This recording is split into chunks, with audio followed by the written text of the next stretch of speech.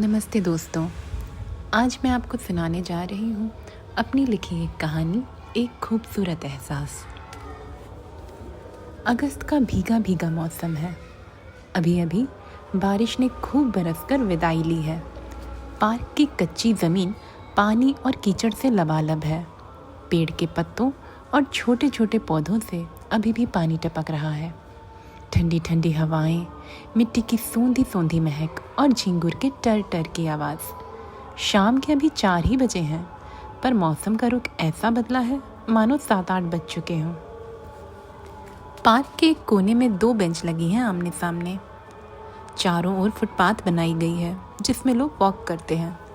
बीचों बीच पौधे, फूलों की क्यारियां हैं। दूसरे कोने में बच्चों के झूले लगे हैं।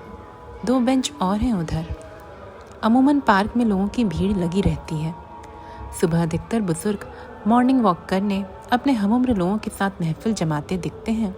वहीं शाम में पार्क अक्सर बच्चों और उनकी माताओं से घिरा रहता है। अरुण जब हर शाम की तरह आज भी पार्क में आया, तब उसने पाया बारिश के कारण एक भी व्यक्ति ने पार्क का रुख नहीं किया है।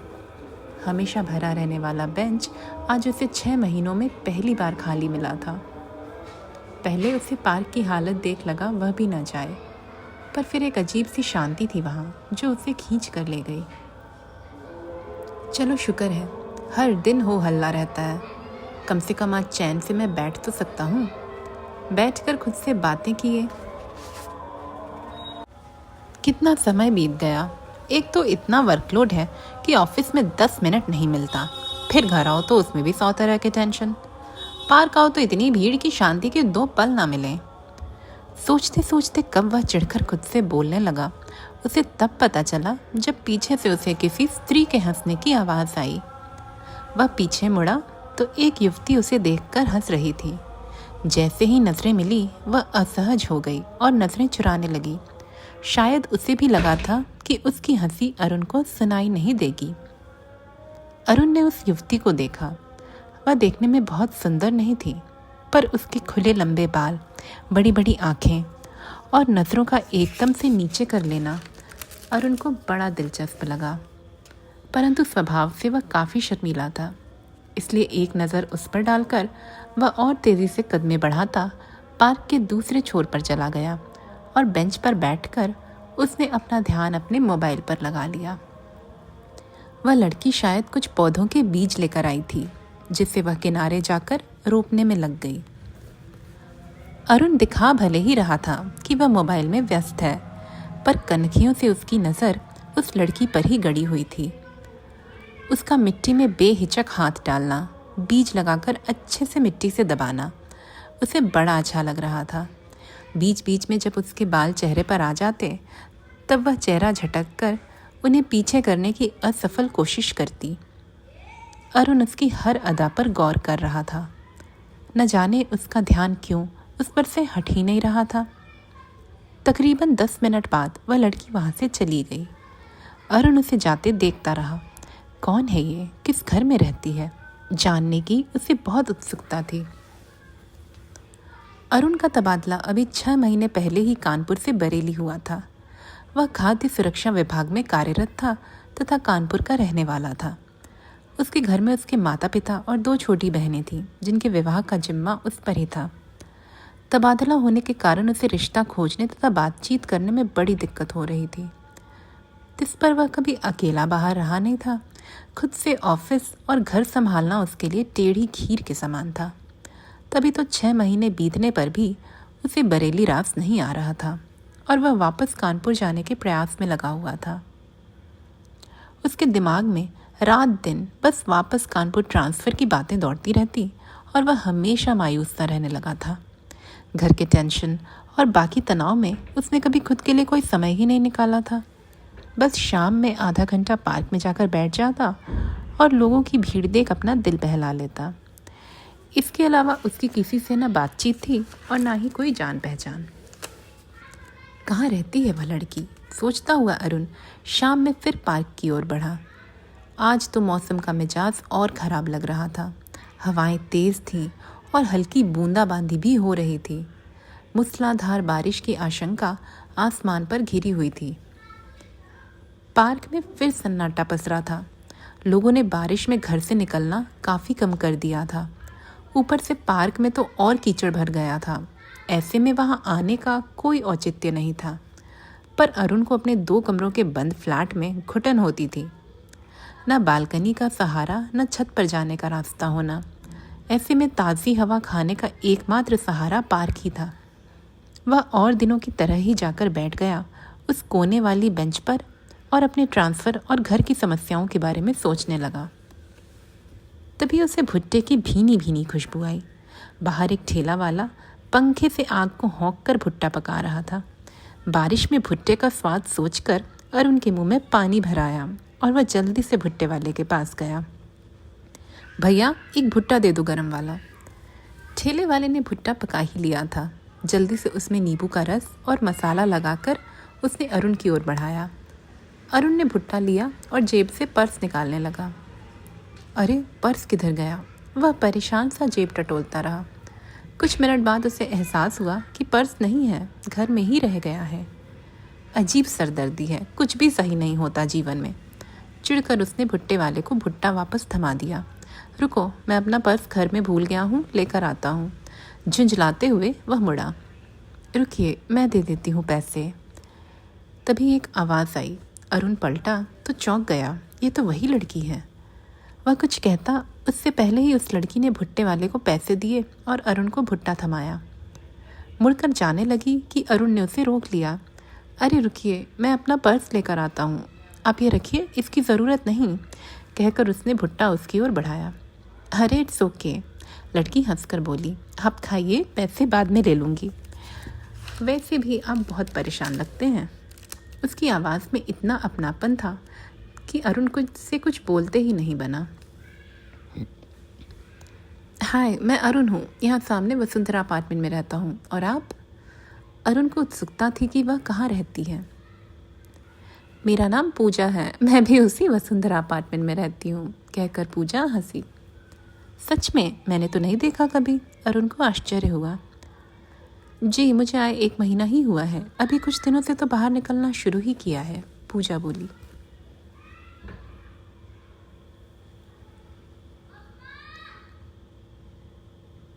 पूजा एक कंपनी में कार्यरत थी। उसकी जॉब कोई बहुत खास नहीं थी, पर मध्यम वर्गीय परिवार की ज़रूरत के कारण वह बरेली शहर आकर रह रही थी। अरुण ने उस दिन बातों बातों में यह जाना कि पूजा के पिता नहीं थे। उसका एक छोटा भाई और माँ जौनपुर में रहते थे। घर की कोई खास आमदनी नहीं थी, इसलिए पूजा को जब बरेली में जॉब लगी, माँ ने कलेजे पर पत्थर रखकर जवान बेटी को बाहर भेज दिया। पूजा बताती जा रही थी कि कैसे जौनपुर में वह कभी बाहर नहीं निकली थी और सारे काम उसका भाई कर देता था। अब बरेली में ज़्यादातर काम उसे खुद से करने पड़ते हैं, तो भाई और माँ बहुत याद आते हैं। अरुण सुनता जा रहा था और उससे पूजा में अपनी परछाई दिख रही थी। दोनों के लिए ही वह शहर नया था और दोनों पर ही जिम्मेदारियों का बोझ था। हालांकि एक असमानता थी दोनों में। अरुण जहाँ चिढ़कर या कुढ़कर बातें करता, पूजा अपनी हर समस्या हंस कर कहती, जैसे वह उन्हें समस्याओं की गिनती में नहीं बल्कि मजाक की श्रेणी में रखती हो। अरुण उससे बातें कर कर काफ़ी हल्का महसूस कर रहा था। खुद के जैसी परेशानियाँ जब दूसरों के साथ हो और दूसरा हंसकर उनके महत्व को नकारता जाए, तो लगता है राई का पहाड़ बना लिया गया था। वास्तव में इतना कुछ जटिल था ही नहीं, या है ही नहीं, सब आसान है। अरुण और पूजा धीरे धीरे अच्छे दोस्त बन गए। पार्क में पहले आधा घंटा बिताने वाला अरुण पूजा के साथ 2-3 घंटे बिताने लगा। समझदारी तो दोनों में थी ही, बस तरीके अलग थे। अरुण जहाँ गंभीरता से कोई टॉपिक छेड़ता, पूजा उसमें कुछ न कुछ हंसी मजाक कर ही लेती। और इन सब से परे उसका एक तकिया कलाम, अरे क्या ही करना है, इतना सोचना ही क्यों है। एक दिन अरुण इसी बात पर चिढ़ गया। क्या ही करना क्या होता है पूजा, तुम्हारे सर पर खुद इतनी जिम्मेदारियां हैं, कभी भविष्य का सोचकर डर नहीं लगता तुम्हें? कब क्या कैसे होगा, यदि सोचकर नहीं चलोगी तो करोगी कैसे कुछ? पूजा मुस्कुरा दी। भविष्य की चिंता में क्या मैं अपना वर्तमान खो दूं? भविष्य में क्या होगा क्या नहीं, ये कौन गारंटी दे? चाहे कितने भविष्य नियोजन कर लूं, क्या ज़रूरी है सब सही हो? तो उस चक्कर में मेरा जो आज है, क्या उसे भी दांव पर लगा दूं? क्या तुमने वो गाना नहीं सुना, इन लम्हों में जी लूँ ज़रा? तो मेरा यही मानना है, जो अभी का पल है मैं उसे तो खुशी से जी लूँ, क्योंकि आने वाला पल जाने वाला है। हो सके तो इसमें ज़िंदगी बिता लो, पल जो ये जाने वाला है। और वह फिर हंस दी। अरुण मूक दर्शक बन उसे देखता रहा। वह कहाँ भविष्य की चिंताओं में अपने एक एक दिन काटता था, और कहाँ ये लड़की अपने वर्तमान को सुनहरा बनाने की और उसमें जी भर कर जीने की चाह रखती थी। जो ये पल है मेरी तुम्हारी, ये बाद में बहुत याद आएंगे। बरेली की बारिश में सड़कों पर घूमना याद आएगा, अनजान शहर से अपनापन होना याद आएगा। यह है मेरा भविष्य। और तुम बताओ, जब भविष्य में मैं अपने पास्ट को ही याद कर रही होंगी, तो क्यों ना अपने प्रेजेंट को और मेमोरीज से भर कर जीऊँ। पूजा ने कितनी आसानी से कह दी अपने दिल की बात। अरुण उसे देखता रहा। कितना सुकून था उसकी इन बातों में। अच्छा चलो, आज ऑफिस में श्री बता रही थी कि चौक पर रबड़ी जलेबी की फेमस दुकान है। मेरा तब से जी कर रहा खाने का, चलो ना। पूजा जिद के स्वर में बोली। चलो चलो। अरुण को अच्छा लगता था जब भी पूजा जिद या अधिकार दिखा कुछ कहती थी तो। दोनों चौक के लिए निकल गए। दिन यूं ही बीतते रहे। अरुण और पूजा गहरे दोस्त बन गए थे। एक दूसरे का साथ उन्हें बेहद पसंद था। साथ घूमना फिरना, पार्क में बैठकर बातें करना, एक दूसरे की समस्याएं सुनना और अपने अपने सुझाव देना, ये सब उनकी दिनचर्या बन चुका था। बरेली का शहर अब उनके लिए अनजान नहीं रहा था। अब उनकी हर शाम सुहावनी होती। कभी कभी बातें इतनी लंबी चलती जो रात तक खिंच जाती। फिर फ़ोन कॉल पर दोनों खाना बनाया करते। धीरे धीरे ये भी उनकी दिनचर्या बन गई। रात में खाना बनाना दोनों को ही बोझ लगता था। अब दोनों ने एक उपाय ढूंढ निकाला। अरुण जिस दिन सब्जी बनाता, पूजा रोटियां बनाती। फिर नीचे वह उसे सब्जी का टिफ़िन देता और पूजा रोटियों का। हर काम एक दूसरे के साथ से इतना सरल हो गया था कि पहले बोझ लगने वाली चीज़ें अब एक्साइटमेंट बन गई थी। एक दिन ऑफिस में अरुण अपने काम निपटा रहा था कि तभी उसे पूजा का कॉल आया। ऑफिस टाइम में कभी दोनों एक दूसरे को कॉल नहीं करते थे। हाँ पूजा, कहो। अरुण काफ़ी बिजी था, लेकिन पूजा का कॉल उसने बिना किसी देरी के उठाया।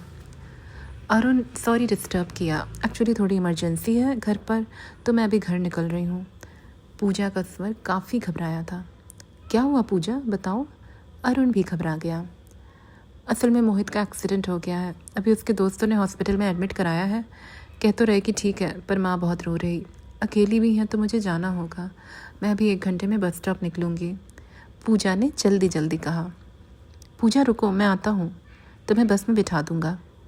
अरुण ने जवाब की प्रतीक्षा किए बगैर फ़ोन काट दिया और इंचार्ज से परमिशन लेकर पूजा के ऑफिस की ओर भागा।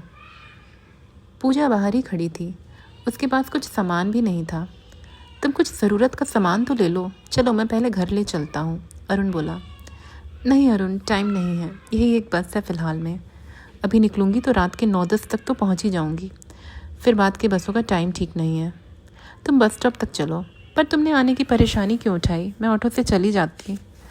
वो तो मैं तुम्हें बिन बताए कुछ करती नहीं ना, इसलिए बता दिया था, पूजा बाइक के पीछे बैठती हुई बोली। पूजा को बस में बैठाकर अरुण का वापस आने का मन ही नहीं कर रहा था। पूजा का परेशान चेहरा बार बार उसकी आंखों के आगे तैर रहा था। कैसे सब कुछ मैनेज करेगी वो खुद से?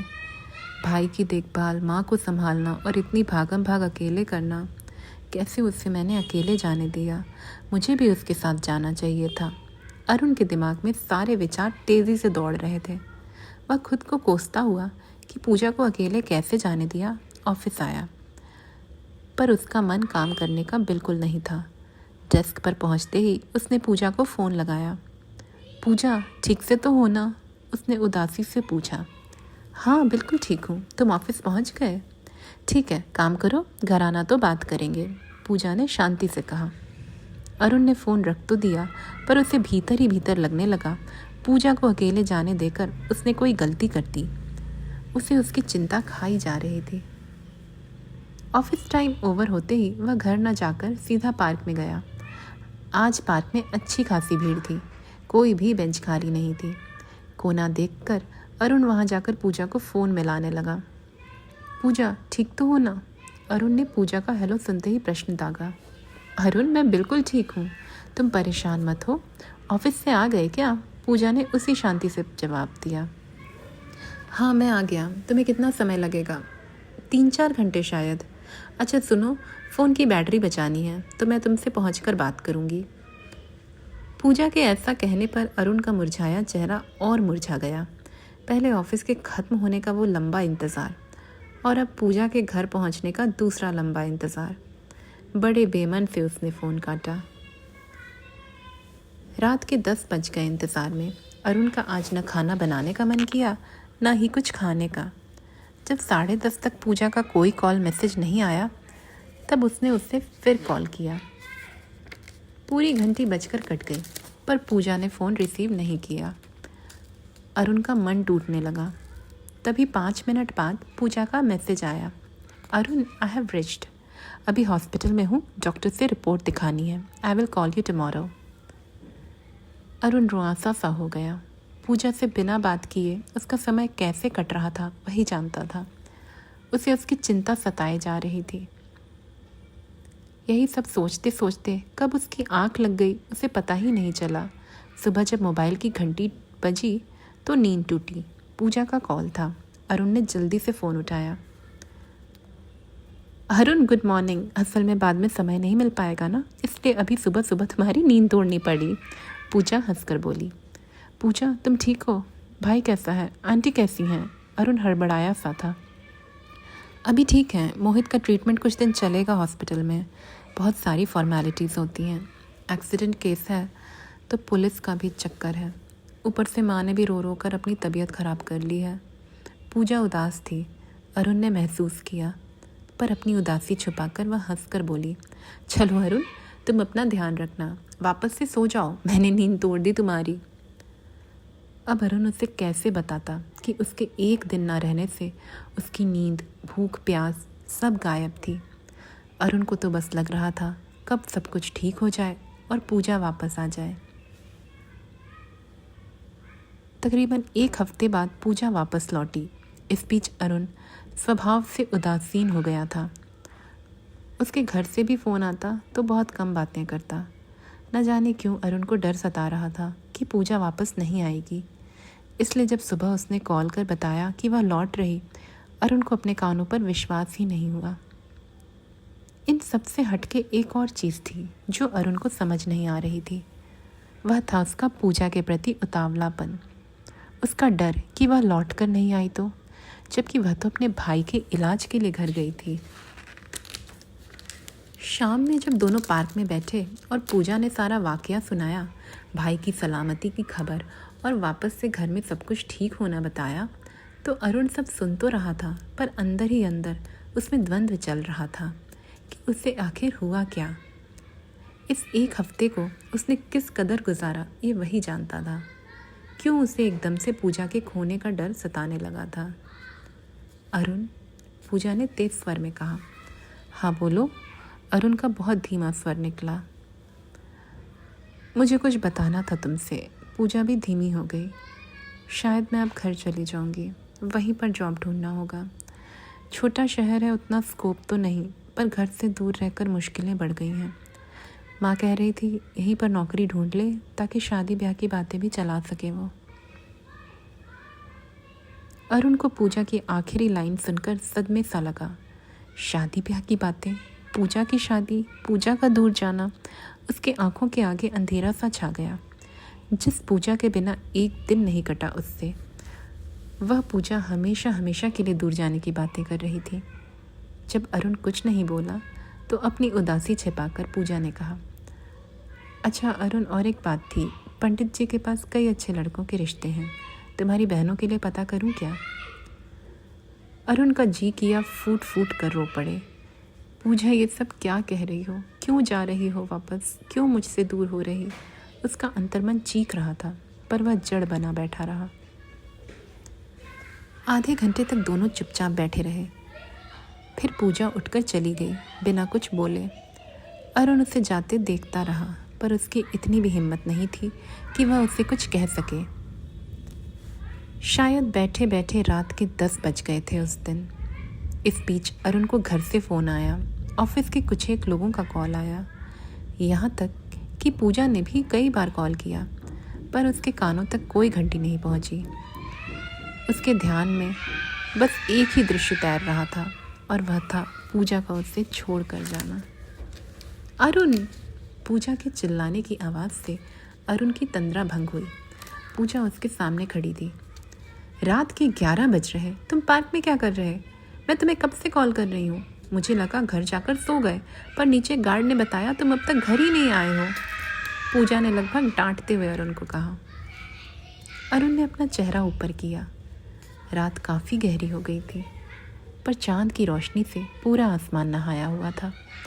पूजा का चेहरा चांदनी रात में उससे बिल्कुल उसी राजकुमारी की तरह चमकता हुआ लगा जिसके ख्वाब वह बचपन से बुनता आया था। अरुण न उठा न बैठा रहा, बल्कि वह सीधा पूजा के सामने झुक गया। उसके दोनों हाथ थामकर उसने उसकी विस्मित नैनों को देखा और कहा, पूजा, क्या मैं आज एक गाना सुनाऊं तुम्हें? गाना? पूजा और भी विस्मित हो गई। हाँ, गाने के ये बोल मुझे बहुत पसंद है। अब तक अकेला गाता रहा, पर अब लगता है ये पंक्तियाँ तुम्हारे लिए ही बनी हैं।